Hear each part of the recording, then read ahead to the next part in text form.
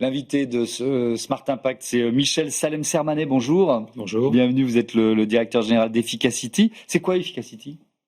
Alors, Efficacity est l'Institut français de recherche et d'innovation dédié à la transition énergétique des villes. Ouais. Il a été créé il y a un peu plus de 10 ans à l'initiative de l'État. Alors pourquoi c'est important d'avoir un institut dédié à cette problématique ? Je vais juste vous donner 2 chiffres que je cite souvent.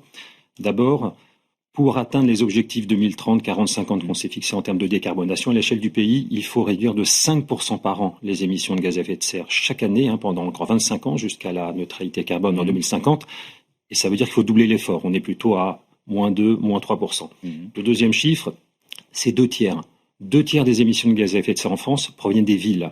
Donc ça veut dire que décarboner la France nécessite de décarboner les villes. Ce n'est pas un problème parmi d'autres, c'est le problème central, ce qui nécessite de se doter de nouveaux outils, de nouvelles méthodes pour la conception des projets urbains. Et alors, comment vous les accompagnez, comment vous les conseillez, ces villes, avec quels outils ? Alors justement, notre métier n'est pas tant, comme un bureau d'études le ferait, d'accompagner les villes, mais de créer les outils qui demain vont permettre aux collectivités et à leurs partenaires, que ce soit des aménageurs ou des ingénieries, d'optimiser tous les projets urbains, donc en particulier les projets d'aménagement à l'échelle d'un quartier. Et pour faire ça, nous sommes finalement un intégrateur de compétences parce qu'un acteur seul n'arriverait pas à inventer les outils dont on a besoin pour faire moins 5% par an. Donc on intègre les compétences finalement de 3 grandes catégories d'acteurs. La recherche publique, donc on travaille par exemple avec le CSTB, le CEREMA, l'Université Gustave Eiffel, l'École des Ponts, etc. Les entreprises, on a des experts qui nous sont détachés, de grandes entreprises de l'énergie et de la ville, EDF, Engie, Veolia et beaucoup d'autres, des ingénieries également, comme CETEC, Ingérop, ABMI, Suez Consulting. Vous voyez, on est un intégrateur de compétences, on prend le meilleur de la recherche publique et des entreprises, on mélange, et avec ça, on travaille avec des collectivités pilotes et avec des aménageurs pilotes pour co-construire les outils de demain. Et en particulier d'outils dont on va parler de bilan carbone à l'échelle d'un quartier. Mais ça veut dire quoi ? Ce sont des logiciels Tout à fait, des outils d'aide à la décision. Que vous créez ou qui existaient déjà, que vous adaptez ? Alors justement, si on a créé un institut dédié à ça, c'est vraiment qu'on n'avait pas les outils. Parce qu'en fait, il y a 10 ans, c'était pas un sujet comme aujourd'hui.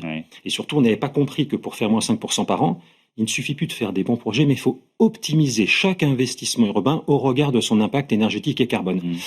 Et ça, il n'y a pas les outils pour faire ça. Donc on a réuni toutes ces compétences pour co-construire donc des outils qui vont permettre en particulier d'évaluer l'impact carbone à l'échelle d'un quartier, à l'échelle d'un patrimoine ou à l'échelle d'une collectivité, et surtout de considérer l'ensemble du champ des possibles, parce qu'il y a énormément de solutions qui se sont développées, et pour que les collectivités choisissent les solutions qui soient vraiment optimales en termes carbone-énergie et bien sûr en tenant compte de leurs coûts. Effectivement, alors on peut détailler. Il y a un de ces logiciels qui s'appelle Energy Mapper, donc on comprend bien à quoi il sert. Comment les collectivités l'utilisent en fait ? Alors Energy Mapper, un peu comme son nom l'indique, en bon français, ça veut dire qu'on fait le mapping des énergies qui sont disponibles sur un territoire, parce que c'est pas si simple. Quand moi j'ai travaillé en collectivité au sein d'un aménageur, c'est pas si simple de connaître de façon exhaustive et fine l'ensemble des gisements d'énergie qui sont à votre disposition. Il y a les énergies renouvelables dont on parle souvent, mais il y a aussi les énergies de récupération. On appelle ça également chaleur fatale, tout ce qui provient des réseaux d'eau usée, des data centers, des entrepôts frigorifiques, bien sûr des usines d'incinération, etc. Il faut aussi les connaître et les mobiliser. C'est largement sous-exploité. Ça fait très longtemps que l'ADEME le dit. Donc, première chose, identifier de manière vraiment précise les gisements disponibles et surtout, pour un quartier donné, trouver quel est le meilleur mix énergétique, parce que c'est pas tout de savoir qu'est-ce qui est disponible à Perpignan ou à Brest. Exactement, ça dépend des besoins du quartier, ça dépend dans quelle zone climatique on est, etc. Et du coup, aider les collectivités à bien connaître les gisements disponibles et optimiser l'utilisation de ces gisements, ce qu'on appelle le mix énergétique, donc 33% de solaire thermique, 24% de récupération de panneaux, de data center par exemple, et puis après des énergies renouvelables diverses et variées. Ce n'est pas simple, ce ne sont pas les calculettes habituelles qui permettent d'optimiser ce mix, d'où l'intérêt d'avoir des outils de nouvelle génération. Avec une initiative et que vous avez lancée avec le CSTB, le Centre scientifique et technique du bâtiment, c'est l'Observatoire national quartier énergie carbone. Alors, double question, quand l'avez-vous lancé et puis est-ce qu'on est déjà à l'heure d'un premier bilan ? Alors, on l'a lancé récemment, début juillet, mais en fait, c'est le résultat de presque 10 ans de travail avec le CSTB, vous l'avez cité, également avec d'autres acteurs, sous l'égide de l'ADEME et du ministère de la Transition énergétique, Direction générale de l'aménagement. 10 ans de travail déjà pour dire comment on compte le carbone à l'échelle d'un quartier. Parce qu'avant de faire un observatoire, il faut avoir déjà des données. Et historiquement, on ne savait pas. On savait le compter à l'échelle d'un bâtiment depuis longtemps, puisque la réglementation vous oblige à faire cette évaluation, mais pas à l'échelle d'un quartier. Alors pourquoi c'est important ? Parce qu'un quartier, c'est pas seulement des bâtiments. Pour minimiser l'impact carbone d'un quartier, il faut réfléchir aussi aux matériaux utilisés dans les espaces publics, il faut réfléchir aussi à l'énergie, au réseau d'énergie, au stockage, etc. Donc on est vraiment, bien sûr, la mobilité, les réseaux d'eau, d'assainissement, de déchets, etc. Et donc on a mis déjà quelques années pour définir de manière consensuelle avec tous les acteurs de cette filière quelle est la bonne méthode. Donc la méthode, elle est publique. Elle s'appelle, comme l'Observatoire, la méthode Quartier Énergie Carbone. Elle permet donc non seulement d'évaluer de manière objective et transparente l'impact carbone d'un quartier, mais surtout de savoir comment réduire cet impact, quels sont les leviers les plus efficaces. Et du coup, cette méthode a été ensuite encapsulée dans un outil qui s'appelle Urban Print, pour empreinte à l'échelle urbaine. Là aussi, c'est un logiciel que vous proposez. Exactement, un logiciel d'aide à la conception de quartiers bas carbone. Et depuis 3 ans, avec bien sûr le soutien très fort de l'ADEME, du ministère de la Transition écologique, mais également des 2 grandes fédérations d'aménageurs, la fédération des EPL et l'UNAM, nous avons commencé à déployer à grande échelle cette méthode et ce logiciel. Il y a entre 100 et 150 projets dans toute la France qui ont fait leur bilan carbone selon cette méthode Quartier Énergie Carbone promue par l'ADEME. Du coup, on peut commencer, puisque c'est la même méthode, vous voyez, c'est ça l'intérêt, parce qu'avant, il y avait autant de méthodes que de bureaux d'études. Comme c'est la même méthode, on peut commencer à faire des statistiques et des analyses. Et c'est ça le but de l'observatoire. Et à se comparer aussi, c'est-à-dire que pour une ville, ça peut permettre de mettre en avant un quartier particulièrement novateur et engagé. Vous parlez des aménageurs. C'est quoi le rôle des aménageurs et pourquoi ce rôle il est important ? Alors les aménageurs, ce sont ceux qui interviennent à l'échelle d'un quartier. Comme je vous l'ai dit, l'échelle du bâtiment est insuffisante pour mobiliser tous les leviers d'action. Donc dès que vous voyez plusieurs grues à un même endroit, c'est qu'on intervient à une échelle un peu plus large. Et donc, ça s'appelle les projets d'aménagement ou de rénovation urbaine. Et depuis toujours en France, un peu un modèle qu'on a en France comme dans d'autres pays, on a des organismes publics ou privés qui sont dédiés à cela, qui interviennent sous la supervision et en lien étroit avec la collectivité. Et c'est eux qui font ce travail d'aménagement et de vente ensuite des parcelles aménagées à des promoteurs. Et donc, ce qui est important de dire, je voudrais vraiment insister là-dessus, c'est que il y a beaucoup d'aménageurs en France, des publics, des privés, etc. Il y en a à peu près 300. Et ce dont on parle, en fait, c'est un changement de pratique qui est nécessaire. Il ne suffit pas de faire l'outil le plus efficace, encore faut-il qu'il soit utilisé de façon systématique.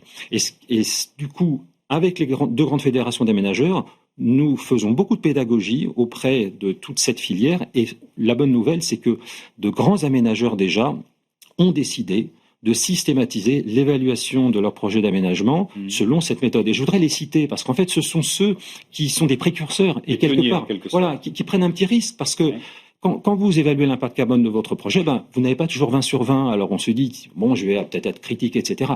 La réalité, c'est que ce sont ceux qui ne mesurent pas, qui ne veulent pas vraiment savoir de manière précise quel est l'impact carbone de leur projet. Alors, qui sont ces pionniers ?